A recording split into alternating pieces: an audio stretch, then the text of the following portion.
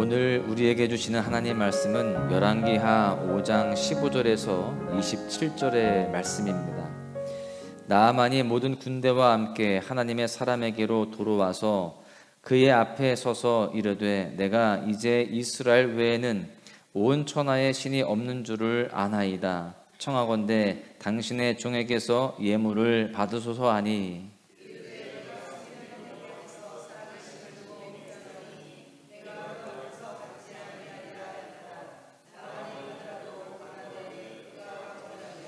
나아만이 이르되 그러면 청하건대 노새 2마리의 실을 흙을 당신의 종에게 주소서. 이제부터는 종이 번제물과 다른 희생제사를 여호와 외 다른 신에게는 드리지 아니하고 다만 여호와께 드리겠나이다.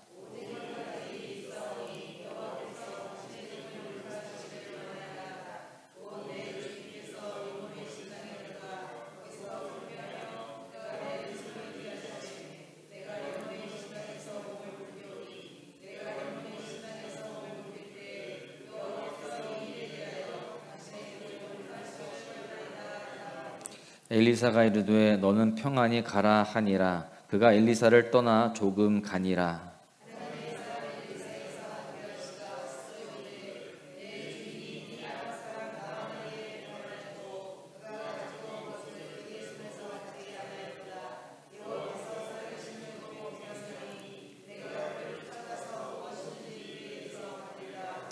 나아만의 뒤를 쫓아가니 나아만이 자기 뒤에 달려옴을 보고 수레에서 내려 맞이하여 이르되 평안이냐 하니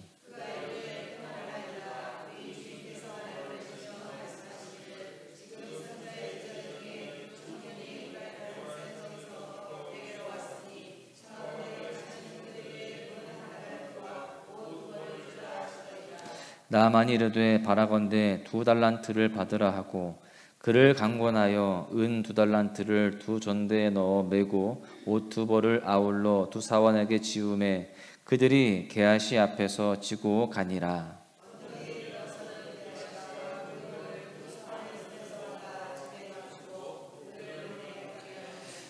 들어가 그의 주인 앞에 서니 엘리사가 이르되 게하시야 내가 어디서 오느냐 하니 대답하되 당신의 종이 아무데도 가지 아니하였나이다 하니라.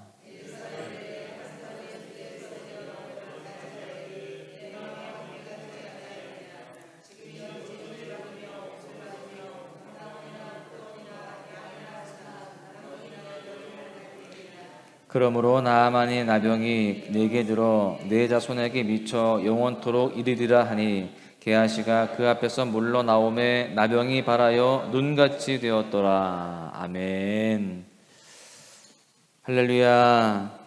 11월의 첫 시간, 첫 것을 하나님께 드리며 11월을 주님께 맡기는 여러분들 모두의 믿음을 주님께서 기쁘게 받으실 것입니다. 그리고 그에 합당한 은혜와 복을 풍성하게 허락하실 줄로 믿습니다. 오늘 본문 말씀은 문둥병에 걸린 엘리사의 사환 게하시의 이야기입니다.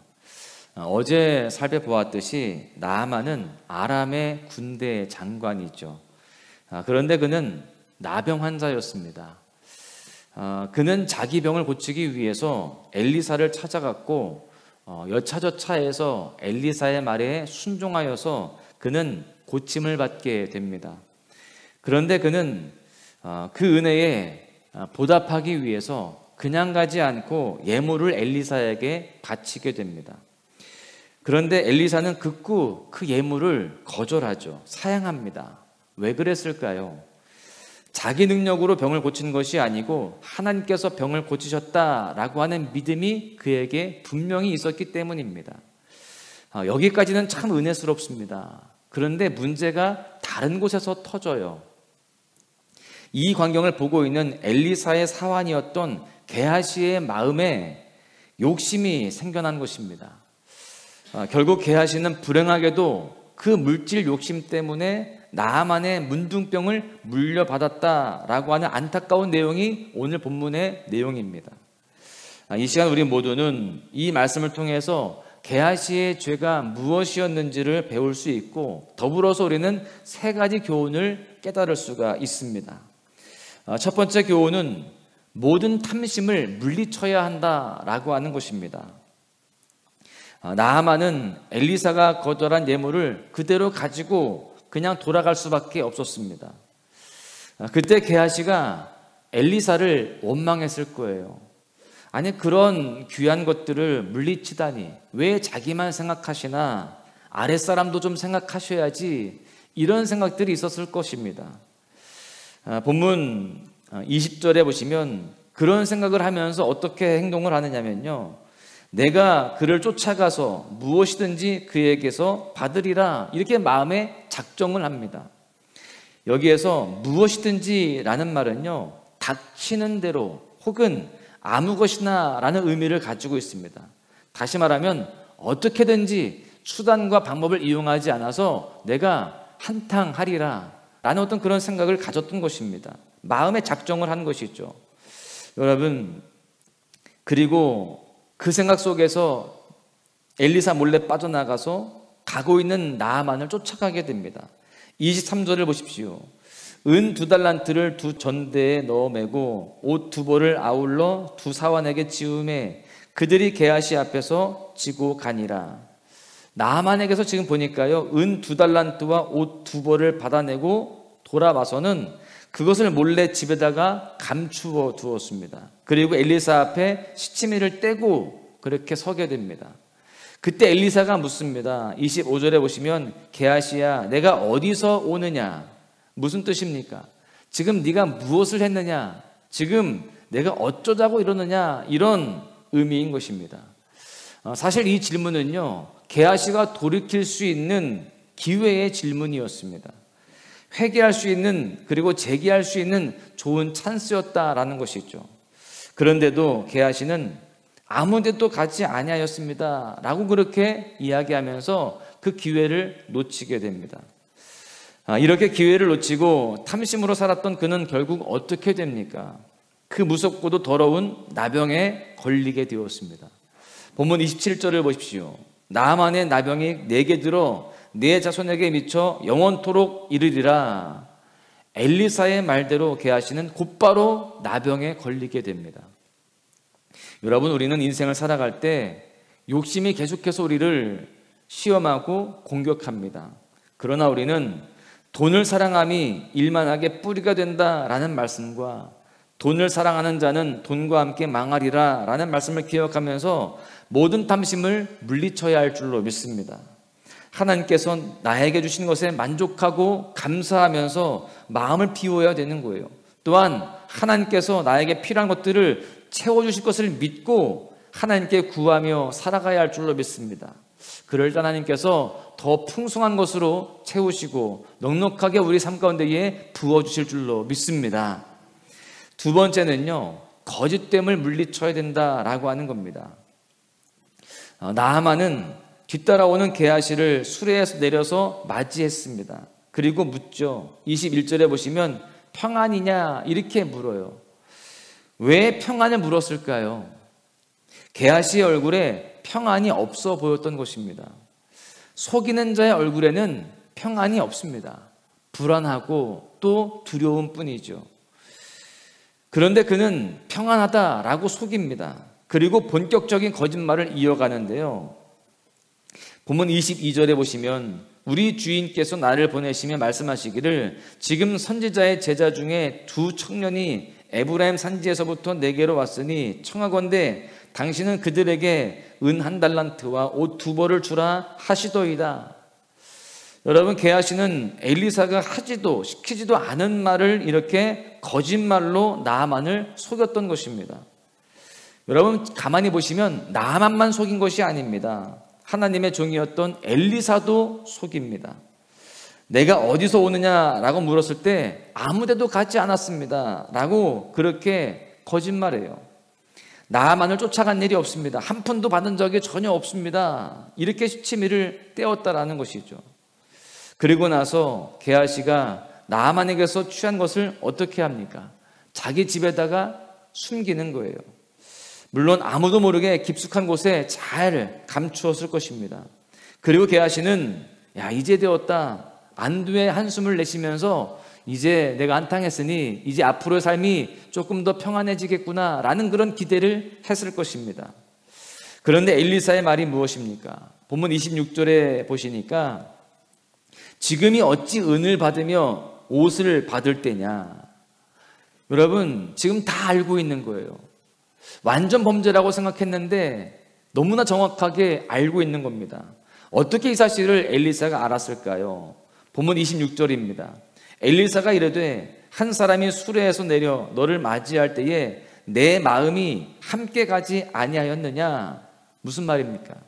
그때 내가 거기에 있었다라는 그런 원문의 뜻을 가지고 있습니다.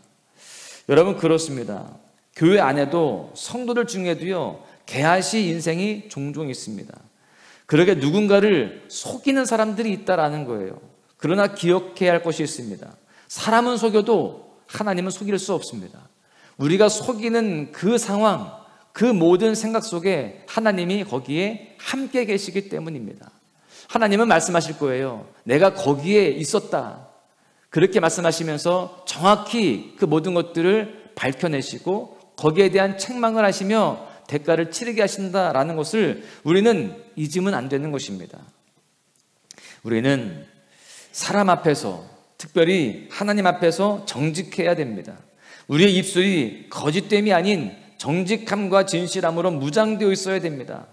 때때로 손해볼 것 같을지라도, 내가 불리해진다 할지라도 그렇게 하나님의 사람답게 살아가야 된다라는 것이죠. 그럴 때 신실하시고 거짓이 없으신 하나님께서 우리 모두를 더 크게 사랑하시며 그에 합당한 은혜를 더하여 주실 줄로 믿습니다. 세 번째는요, 하나님의 말씀에 순종해야 된다라는 것입니다. 본문에 게하시는 탐심 가운데 거짓말을 했습니다. 그런데 그렇게 거짓을 말하면서도 하나님의 이름을 언급합니다. 본문 20절에 보십시오. 여호와께서 살아계심을 두고 맹세하노니, 하나님의 이름을 두고 맹세까지 합니다. 얼마나 가증합니까? 하나님의 말씀을 순종하기는커녕 지금 하나님의 이름을 모독하고 있는 것입니다. 하나님의 이름을 모독하는 것은 불순종이요 큰 죄악입니다. 이런 불순종의 사람에게는요, 하나님의 은혜가 임하지 않는 거예요. 나아만을 보십시오. 나아만의 나병이 언제 깨끗해졌습니까? 사실 나아만도요, 처음에는 자기 생각을 앞세웠던 사람입니다. 본문 이전에 11절을 보시면 나아만이 노하여 물러가며 이르되 내 생각에는 그가 내게로 와서 나와서서 그의 하나님 여호와의 이름을 부르고 그의 손을 내 부위 위에 흔들어 나병을 고칠까 하였도다. 지금 보니까요, 내 생각에는 이런 표현이 나옵니다. 이렇게 내 생각을 앞세웠을 때는요, 나병이 나을 길이 없는 거예요. 회복을 기대할 수가 없습니다. 그러다가 내 생각을 포기하고 하나님의 생각을 앞장세웠을 때, 순종했을 때 그의 나병이 깨끗함을 받게 되었습니다. 여러분, 즉 나아만이 깨끗하여진 것은 요단강물 자체가 어떤 약효가 있었던 것이 아니었다는 거예요. 하나님의 말씀에 순복해서 요단강물에 7번 몸을 씻었을 때 기적이 일어났다라는 것입니다. 여러분, 우리도 오늘 말씀을 묵상하면서 더욱더 순종의 사람, 하나님의 말씀을 따라 사는 삶을 살겠다라고 다시 한번 결단할 수 있어야 할 줄로 믿습니다. 그렇게 순종하는 자에게 하나님께서 은혜를 도와주시고 기적적인 축복을 허락하실 줄로 믿습니다. 말씀을 마무리합니다. 여러분, 이 시간 이 말씀을 묵상하면서 스스로에게 물어볼 수 있었으면 좋겠습니다. 나는 지금 어떤 삶을 살아가고 있는가? 게하시를 통한 교훈을 우리의 삶에 적용해야 된다라는 겁니다. 우리는 게하시의 길을 걸으면 절대 안 됩니다. 오늘 말씀의 교훈을 가슴에 새기고 이 11월 한 달 믿음의 발걸음을 내디뎌야 할 줄로 믿습니다. 사랑하는 소망 가족 여러분, 회복이 필요하십니까? 삶의 은혜를 원하십니까? 기적을 기대하십니까? 그렇다면 하나님의 말씀을 따라 더욱 진실되고 거룩한 삶을 살아가시기를 바랍니다. 모든 탐심을 물리치시기를 바랍니다. 주님만으로 만족하며 살아가시기를 바랍니다. 주님을 이렇게 예배하고 기도하며 더욱 주님과 동행하는 삶을 살아가야 할 줄로 믿습니다. 더욱 하나님 앞에 순복하는 삶을 살아가야 할 줄로 믿습니다.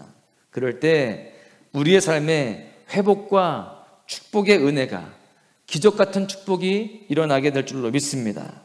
11월을 시작하는 이때에 더욱 하나님 앞에 살겠다라고 결단함으로 하나님의 은혜의 손길, 기적의 능력을 경험하시는 여러분 한 분 한 분 모두가 되시기를 주님의 이름으로 간절히 축원합니다.